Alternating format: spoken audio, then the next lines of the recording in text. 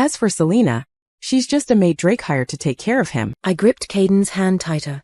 I had always known Patricia hated us. She was the one who first suggested that Jasmine should carry Drake's child. I'm not an orphan. I have a mommy and a daddy. Caden's eyes turned red as he held back his tears, protesting in a small voice. Mom, isn't this going too far? Drake let go of Jasmine's hand and took a step toward us.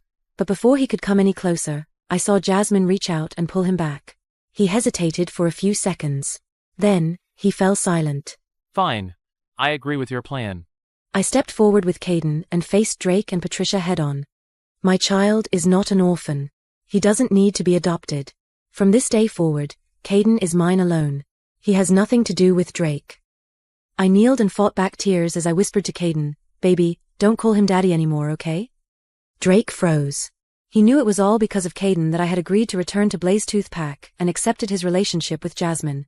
He promised to give Caden a rightful identity. And now, I was giving that up myself. He stared into my eyes, trying to read my emotions. But I looked away. He would never have my heart again. Caden was too young to understand everything that was happening. He cried so hard that his eyes were swollen. I just wanted to take him home and comfort him, but Jasmine blocked our way. Selena, I heard Drake gave you a ring that represents his family's status. Since I'm his Luna now, and my child will be the heir of the pack, shouldn't you hand it over? We wouldn't want anyone to get the wrong idea if they saw you still wearing it. So that was it. This was the real reason they brought us here. It was purely to humiliate us. I turned to Drake and asked coldly, "Is this what you want as well?" That ring had been a token of our love, the very first thing he had given me the night we became mates. He had told me he was giving me everything: his name, his title, his entire life. He had promised I would be his one and only mate. I had abandoned my family, hidden my true identity, and given him my heart because of that promise. Now, faced with my question, he avoided my gaze. Selena, it's just a ring. Fine. I looked at the deep red marks on Jasmine's neck planted by him before pulling off the ring without hesitation. Seeing that she eagerly slid it onto her own finger, I even smiled and congratulated her. "You're a much better fit than I ever was." Drake's expression twisted in shock as I turned away, took Caden's hand, and walked out without looking back. Caden couldn't understand what had happened today. He cried silently in my arms and asked me if Drake didn't want him anymore and if I was the only person in the world who loved him. I held him tightly. That's not true. Many people love my little hero. Grandpa Alex and Grandma Bella miss us very much. They can't wait to see you. Do you want to leave with me and go find them? He hesitated, clutching the toy car Drake had given him last year for his birthday. But I don't want to leave Daddy. I held back my tears and gently reassured him, "Daddy and Grandma Patricia don't want us to stay here. Do you want to call him Uncle Drake for the rest of your life?" He froze for a moment, then slowly put down the toy car. Tears welled up in his eyes as he pleaded with me. Can I at least spend this birthday with Daddy before we leave? I just want one last memory with him. He refused to call him Uncle Drake. I silently wiped away my tears and kissed the top of his head. "Of course, my love." But 2 days later, on his birthday, Drake, who had promised to throw him a party, never showed up. I called him and asked angrily, "It's Caden's birthday today. You promised you'd be home. Where are you?" I could handle disappointment but couldn't bear to see Caden's last bit of hope shatter. Drake didn't say a single word before hanging up. Daddy's not coming, is he? Caden lowered his head, staring at the cake before him while trying to convince himself. It's okay, Mommy. Uncle Drake is just really busy. You can celebrate with me instead. It was the first time he'd ever called Drake uncle. He seemed to accept that Drake didn't want him anymore, but the way he bit his lip and forced a smile shattered my heart into pieces. Furious, I was about to call him again when I suddenly received a message from him. "Come back to Blazetooth Pack. Baby, look. Daddy remembered your birthday." Caden's eyes lit up with hope as he gasped in excitement. Mommy, Daddy remembered my birthday. Let's go. He must have so many presents for me. After receiving confirmation from Drake that he had indeed prepared a birthday party, Caden was beyond ecstatic. He grabbed my hand and practically dragged me to the villa in the pack. But as soon as I stepped inside, my heart sank at the sight before me. I left Windmere back then because of Drake.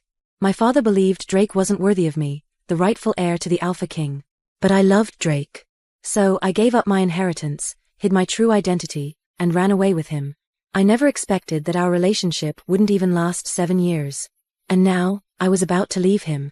And yet, Returning to Windermere wouldn't be easy. I recalled my father's concerned look when he opposed our relationship 7 years ago. The memory left me unsettled as I closed my eyes, trying to summon the wolf within me and reconnect with my family. Just as I did, an overwhelming scent of roses filled the air, making me choke. Drake wrapped his arms around me from behind as he asked in a soft voice, Did I wake you? It's still early. Why don't you sleep a little longer? He didn't know that I only pretended to be asleep on all those nights he went to see Jasmine. I was actually awake, waiting for him to come home. Lately, he'd been staying at Jasmine's place until morning. His entire body reeked of her strong rose perfume. I pushed him away with disgust. Go take a shower. You smell awful. He sniffed himself and looked a little embarrassed before stepping back. Sorry for ignoring your feelings, Selena. I know I've been seeing Jazz a lot lately. Has that been bothering you? I'll spend more time with you for the next few days, okay? I'm sure Jazz will understand. I watched him walk into the bathroom in silence. Since when did spending time with me require Jasmine's permission? To outsiders, I probably looked like the mistress ruining the bond between an alpha and his Luna. He wore nothing but a towel when he stepped out of the bathroom. As he wiped the water dripping down his abs, he looked just as handsome and irresistible as the day I first met him. Back then, I had sneaked out of Windermere for fun, only to be ambushed by an enemy tribe. He happened to pass by and save me, who was all alone, and got injured because of that.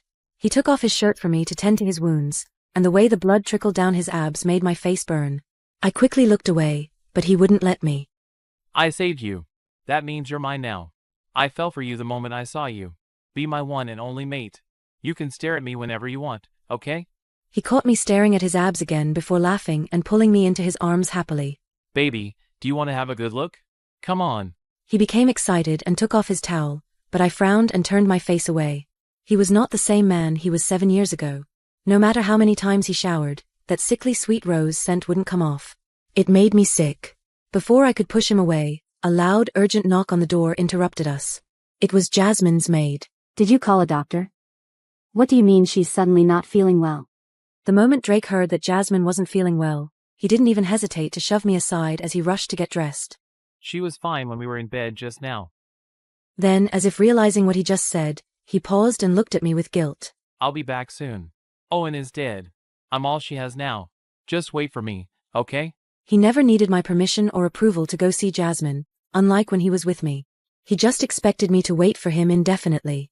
But I couldn't wait anymore. I wouldn't. I smiled at him, and that was all it took to put his mind at ease as he walked out the door, leaving me and our son Caden behind again. He didn't know that I'd received news that he was planning a marking ceremony with Jasmine. I closed my eyes and called upon the wolf I'd kept hidden for so long. Maybe this was for the best. His betrayal would make it easier for me to leave with Caden. I got in touch with my family easily. They were overjoyed, especially my father. The moment he found out he was a grandfather, he was so emotional he nearly cried. He wanted Caden and me to return to Windermere immediately. Just then, my sleeping son mumbled softly in his sleep. Daddy, you promised me. It would be his 5th birthday in 2 days.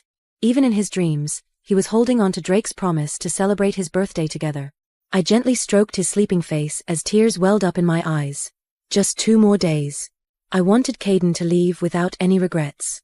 But before dawn, a sharp knock on the door shattered his sweet dream. It was Drake's mother, Patricia Sinclair, sending someone to bring Caden and me back to her place. I frowned, knowing that Patricia had always looked down on us. To her, I was just some nameless rogue from an outsider tribe who got lucky when I met her precious son Drake. And she didn't like Caden either. After all, she thought that someone like Jasmine, who had pure blood and came from the same pack, was the only woman worthy of being Luna. Unlike me, Caden was excited. He thought Drake was finally coming to take him home. But when we arrived at Patricia's house, we were greeted by Drake's relatives, all looking at us with disdain. Drake, who hadn't come home all night, was standing beside Jasmine with a gentle expression as he supported her. Patricia completely ignored Caden and me, smiling as she made an announcement. Jasmine is pregnant. As per our agreement, Drake will be the next alpha of the Blazetooth pack. Their child will be the rightful heir. And soon, Drake and Jasmine will hold their marking ceremony. The room erupted in excitement as everyone turned to Jasmine. I, however, stared straight at Drake. He placed a tender hand on Jasmine's stomach, acting like he couldn't see me or Caden standing just a few feet away. Yeah, I'm finally going to be a father. Finally? A sharp pain shot through my heart. Beside me, Caden had his little hand tightened around mine as he asked in a trembling voice, Mommy, What is Daddy saying? Am I not his child? His soft voice made the entire room go silent.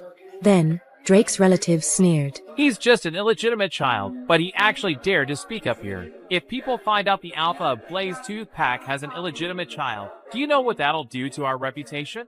A lowborn woman and her brat trying to claim the heir's position? You can only do it over my dead body. There's no way we can let anyone know that kid is Drake's. Patricia scoffed and looked at us with pure disdain. From now on, we'll say the child is an orphan we took in.